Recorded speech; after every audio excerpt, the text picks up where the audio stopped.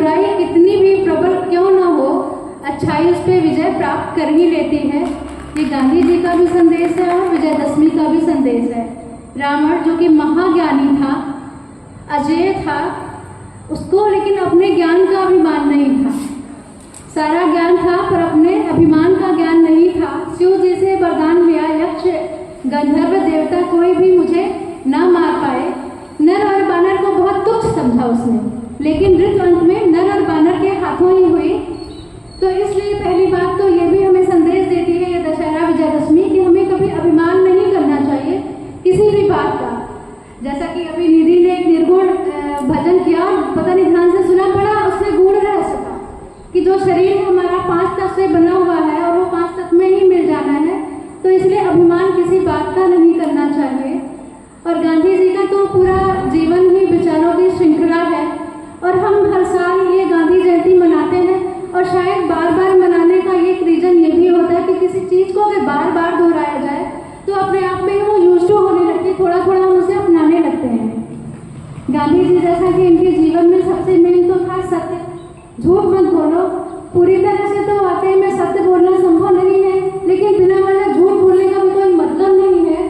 अगर आपके झूठ बोलने से किसी की जान बचती हो, किसी का भला होता हो, तो कभी झूठ बोल सकते, पर बिना वजह झूठ बोलना तो कोई मतलब नहीं बनता है।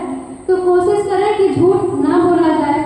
और अहिंसा ये गांधी जी का बहुत मजबूत वेपन था, बहुत मजबूत हथियार था।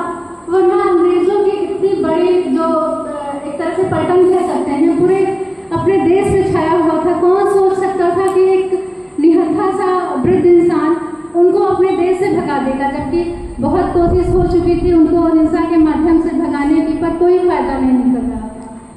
और गांधी जी ने जो स्ट्रेटजी अपनाई अहिंसा की, एक न एक दिन उनको अंग्रेजों को देश छोड़ के जाना पड़ा। तीसरा उनका था समय के महत्व को बहुत ही ज़्यादा वो महत्व देते थे। आज हम लोग हैं कभी 10-5 मिनट कोई लेट हो जाता तो सोचते अरे 10 ही मिनट तो होगा, लेकिन गांधी जी एक एक मिनट को बहुत ज़्यादा महत्व देते थे। और स्वयं अनुशासन तो उनके अंदर कूट कूट के भरा था। वो सिर्फ दूसरों को नहीं सोचते थे कि ये अनुशासन में रहे, बल्कि वो अपने आचरण से उस चीज़ को दर्शित करते थे कि हाँ, वो कह के नहीं बताते थे, वो करके दिखाते थे। तो ये सबसे बड़ी चीज़ थी गांधी जी में, और हम सबको ये अपनाना चाहिए कि कहने से ज़्यादा हमने अभिमान नहीं किया, हमेशा देश के लिए ही सोचते रहे।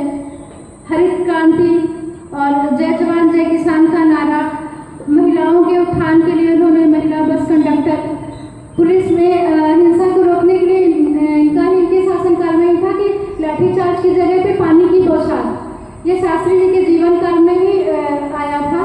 तो ऐसे इन लोग के जीवन की जो मेन चीज़ें हैं उनको हमें अपनानी चाहिए और उनका अपने जीवन में उतारना चाहिए, आचरण करना चाहिए, तभी उनके प्रति सच्ची श्रद्धांजलि होगी।